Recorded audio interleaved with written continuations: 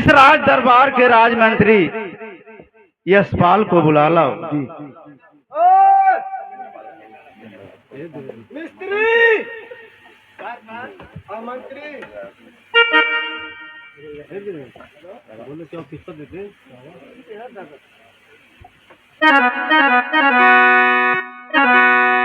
हे महाराज कर की बात बता मुझे, किस लिए आप मंत्री को बुलवाए हैं? इसलिए मुझे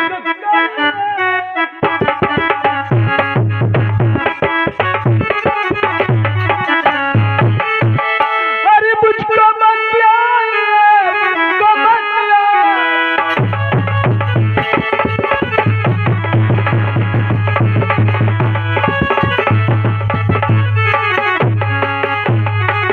कहिए महाराज, आप यशपाल मंत्री को किस लिए बुलाए हैं? क्या बात है? मंत्रीवर,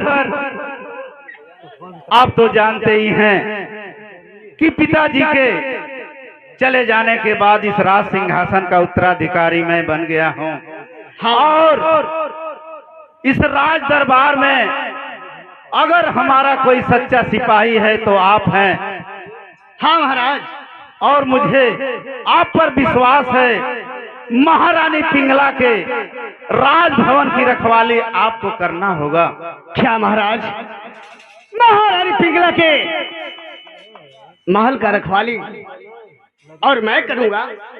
हाँ मंत्रीवर, मुझे पूर्ण विश्वास है कि आप रखवाली करेंगे। कोई भी परिंदा वहां पंजा नहीं मार सकता। ठीक है महाराज, जैसे ही आपकी आज्ञा। आप जा सकते हैं। नमस्कार। द्वारपाल, इधर आओ। ये हुजूर माई का बाप। अब देखो, समय हो गया है। जी जी जी जी जी। हमारे जो भी प्रजा के लोग अपनी समस्या लेकर के आएंगे, मैं जब भी इस राज सिंहासन पर बैठता हूँ मुझे नींद सताती है, और इसलिए जाने अनजाने में कहीं मैं सो गया तो मुझे कोई आए अपनी फरियाद सुनाने के लिए फौरन जगा देना। ठीक है महाराज।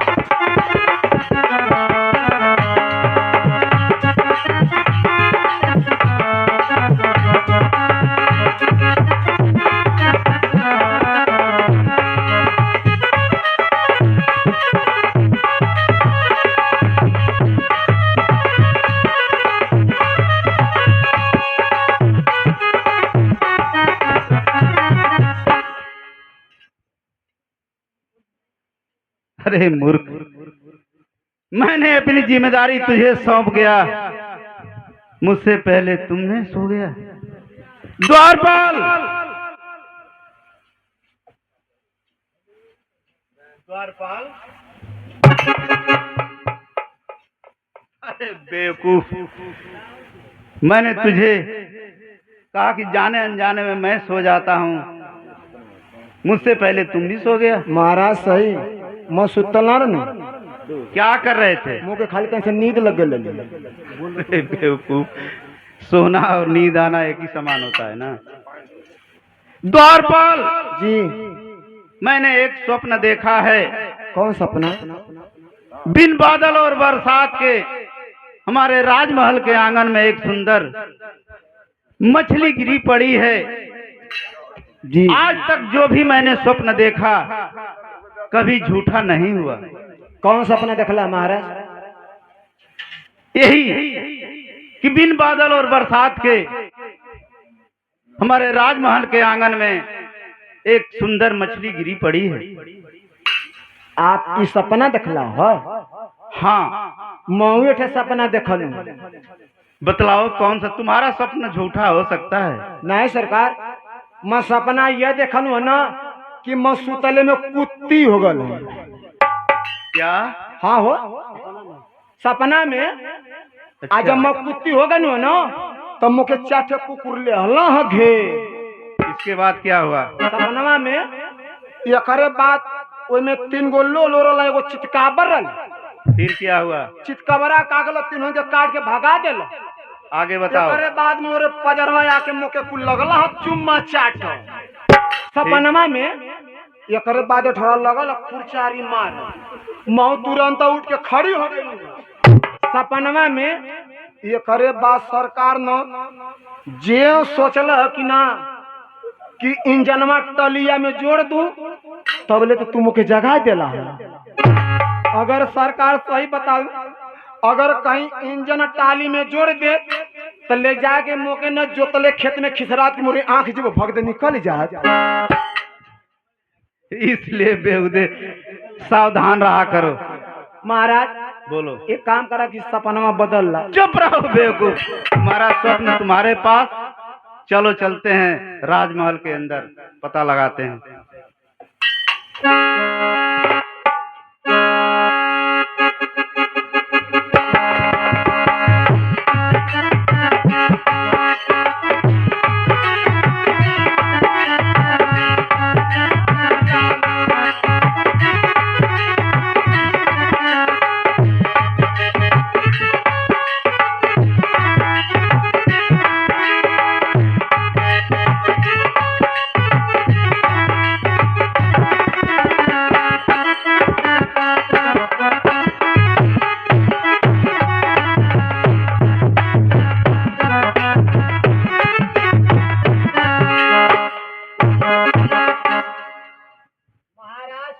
द्वारपाल, अरे बेवकूफ, वो मछली दब जाएगी वो। चाहे कुछ हो लेकिन छपले हम जल्दी उसे बाहर निकालो। मना पकड़बू ना। क्यों? नहीं में हथवा के दवाई करत है। अच्छा बताओ किधर है, मैं पकड़ूंगा। रुका कर चोटवा छोड़ा ले। किधर है बताओ। दाहिने तरफ हाथ डाला। इधर।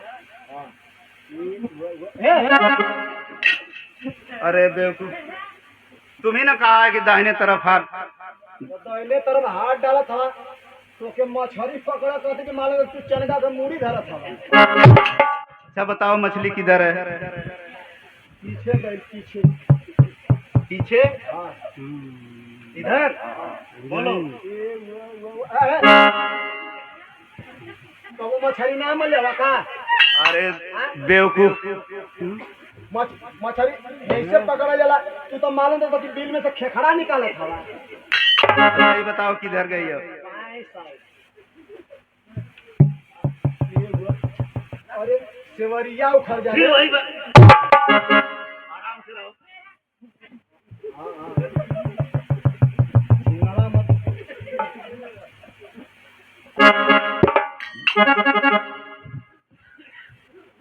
देखो द्वारपाल,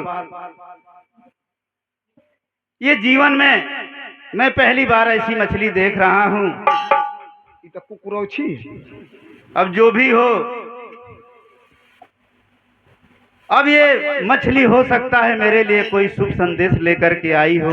इसका पता लगाने के लिए हमें गुरु गोरखनाथ के पास जाना होगा। ठीक है सरकार, चलिए चला जा।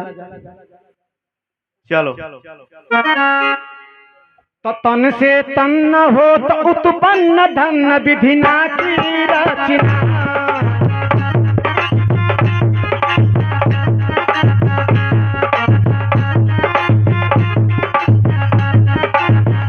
हो विधिना के रचना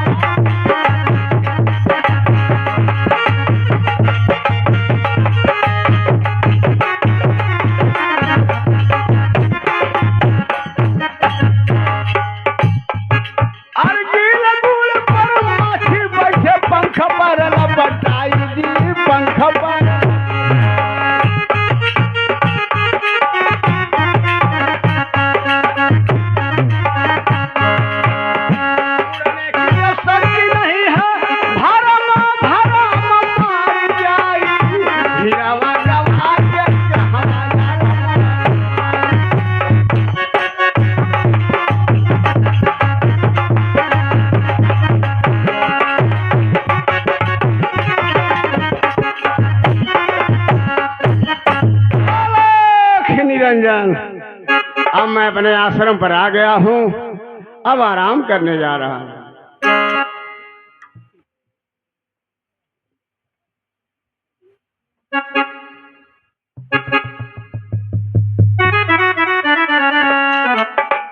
पहली बार ऐसा साधु जो भी फकीर देखते मोजा पहले अभी जंगल में काट कुछ ना गरी इसमें बैठ के काटा भेजे दिक्कत है। द्वारपाल गुरुदेव विश्राम कर रहे हैं, चलो उनकी सेवा हम लोग करते हैं। पहले जगह सेवा करके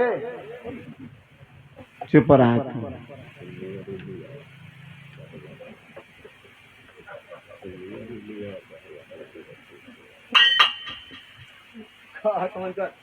सेवा कर। अरे बेवकूफ, पुण्य मिलेगा, आओ यहाँ पे। चाहे मुंगरी लियो चाहे लकड़ा लियो, खूब सेवा कर। चुप।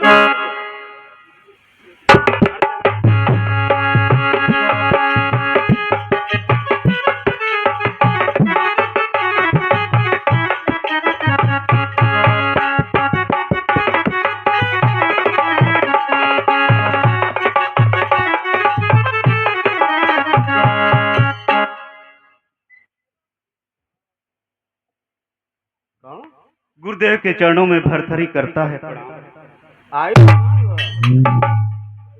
शिष्य भरथरी, इस समय तुम मेरे पास मेरे आश्रम पर क्या बात है? गुरुदेव, बिन बादल और बरसात के मेरे राजमहल के आंगन में एक सुंदर मछली गिरी पड़ी है, इसका मैं भेद आपसे जानने के लिए आया हूँ। आलाख निरंजन, जय हो गुरु मछंदरनाथ। अगर मैंने सच्ची मन से आपकी पूजा की है, आपको गुरुदेव माना है, तो इस मछली का रहस्य बतलाना ही होगा। अलख निरंजन, आओ भाग। शिष्य भर्तृहरि, कहिए गुरुदेव। ये मछली तुम्हारे लिए सौभाग्य लेकर के आई है। ये मछली सौभाग्यवती है। जानते हो, ये देखने में सजीव है लेकिन निर्जीव है। और इस मछली को जो भी बनवा करके खाएगा वो 100 बरस तक अचल राज करेगा। क्या गुरुदेव, इस मछली में इतना बड़ा गुण, मैं अवश्य इसका भोजन करूंगा। तो गुरुदेव, इस मछली को कौन बनाएगी? शिष्य भर्तृहरि, इस मछली का जोग्य तुम्हारी माँ सुनैना के हाथ से लिखा है।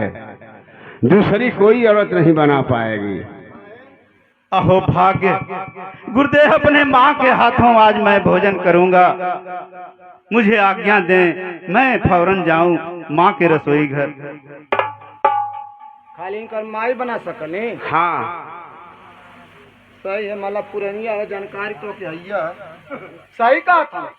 आपका तो बर्तन मिले तो लोकल सिटिया उलट जाती है। पहले के बर्तन भाई मजबूत होगा करी। तो गुरुदेव, क्या मुस्कियाला हो। भर्तृहरि करता है पड़ा। आयुष्मान भव। बाबा में हो जाता। ठीक है, जाओ। चलता का नहीं चलो।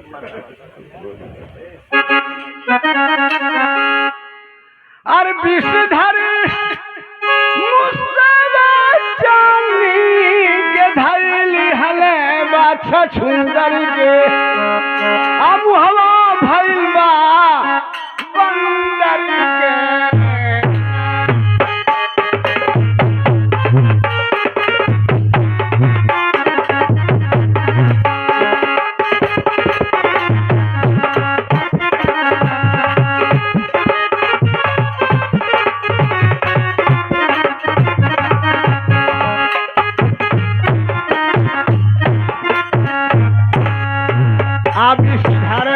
मन ही मन सब ऊंचाई कैसन समझ गई रबताई।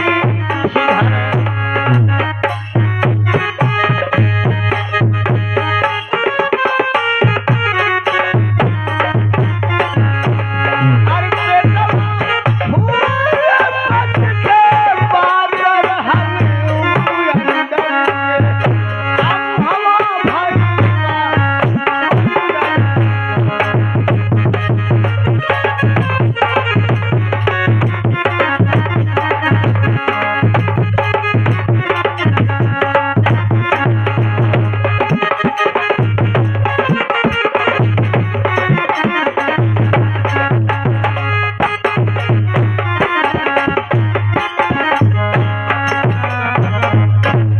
माँ के चरणों में भर्तृहरि करता है। यही से कहला सेहत पर ध्यान दा। सेहत पर ध्यान ना दे थावा। खुश रहो बेटा भर्तृहरि। कहो लाल, क्या कमी है? बाबू का सेवा करा ना देखत हो। इनसे जमान तो तू ही लगत है। बेटा भर्तृहरि, कहो लाल, कैसे आए हो? बहुत दिन बाद मेरे पास आए हो। माँ, मैं एक मछली लाया हूँ, इसे तुम्हारे हाथों बनवा कर खाना है। इसे जल्द बनाओ, मैं गंगा स्नान करके आ रहा हूँ। ठीक है बेटा, तुम जाओ, मछली जरूर बना कर खिलाऊंगी।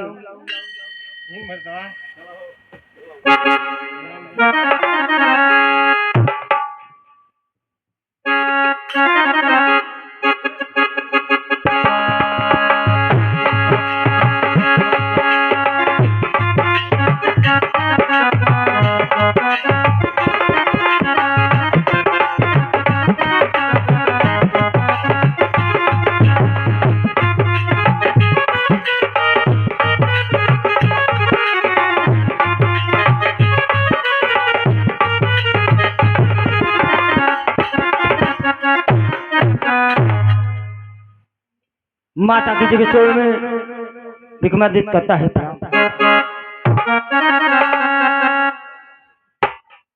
खुश रहो बेटा। विक्रमादित्य कौलाल कैसे आए हो, बात क्या है?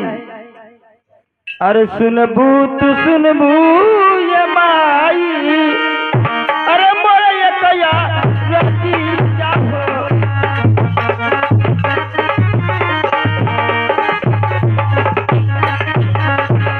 मान ले बू बहाना मार लगे।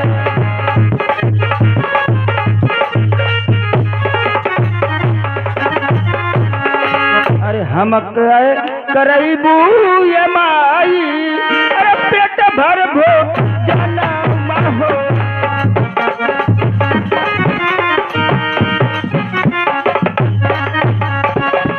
यह बात यार जो हमार लगे।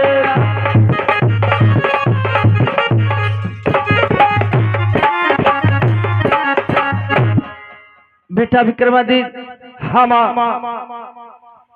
तुम खाना मांग रही हो खाने के लिए, हम और मैं खाना भी बनाई नहीं हूँ। लाए माँ, मुझे बहुत तेज भूख लगी है माँ। बेटा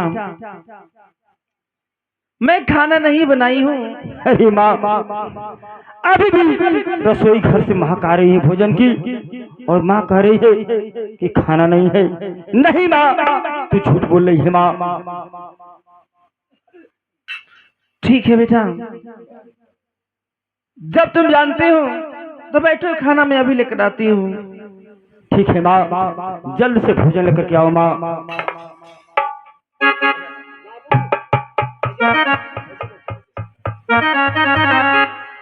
दुआरी में ना बैठल जाला।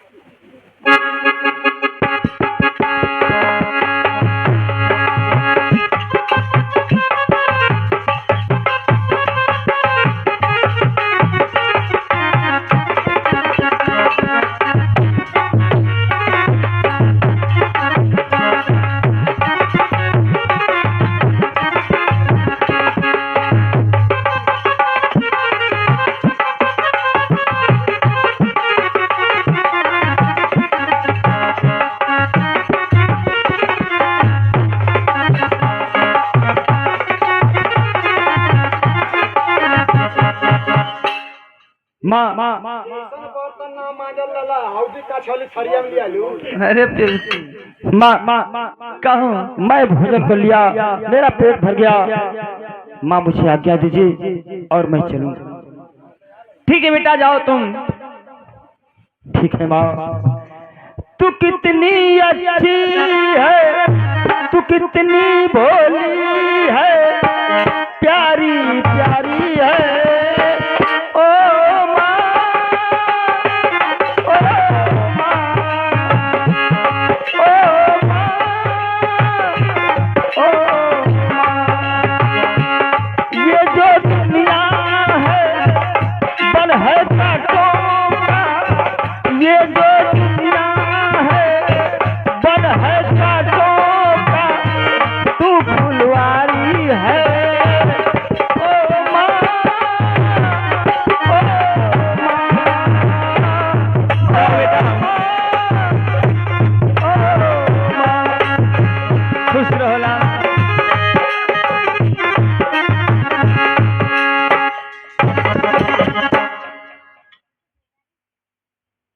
रसोई घर से विक्रमादित्य हो सकता है माँ से मिलने आया होगा। माँ, मैं गंगा स्नान करके आ गया हूँ, मुझे भोजन कराओ। बेटा भरथरी, मुझसे तो बहुत भारी भूल हो गई लाल। क्या माँ, ये क्या कह रही हो तुम?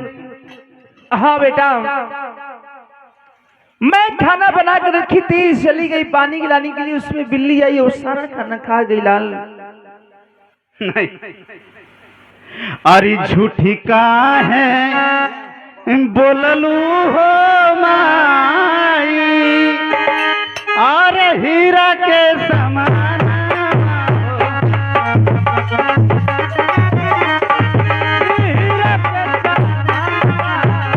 अरे हीरा के समनवा हो माई, हीरा के समनवा।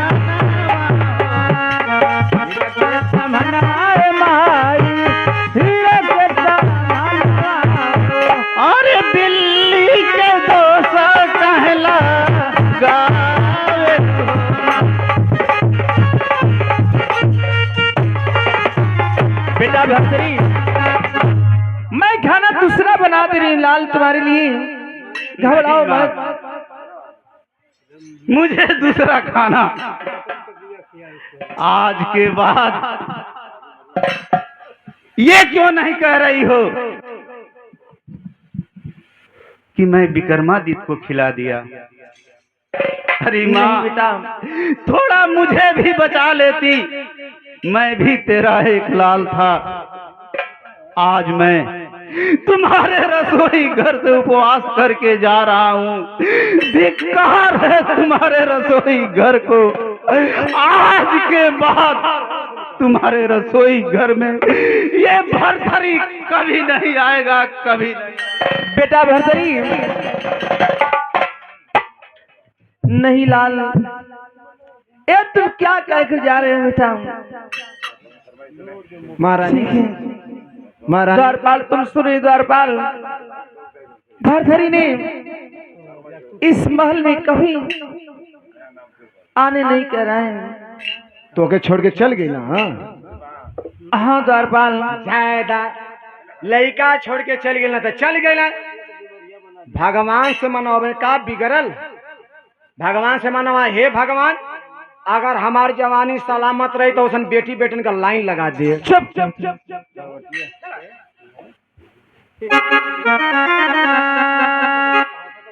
छोड़ी के भवन मारे हो गईले,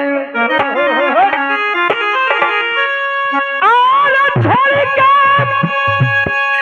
भवन मारे गईले, और भैया का हे बनावा जनवानी को साथ नहीं खे। अरे कैसे माई और देती पर और जनवानी सच्चे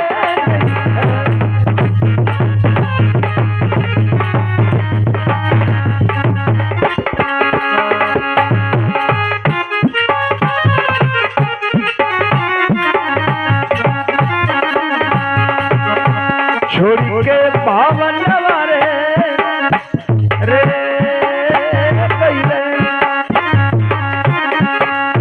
और छोड़ के पावन वारे गईले, और भैया का हे बनावा जनवानी को साथ नहीं गई।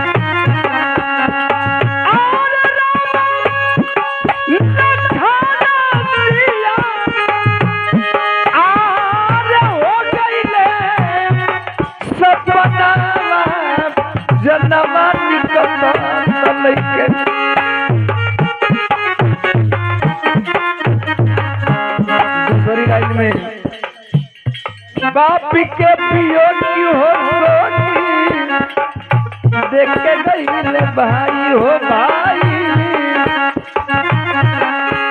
बाप के वियोग सखी देख के गई भाई और क्या गई सना की गई बनली कसाई बनली कसाई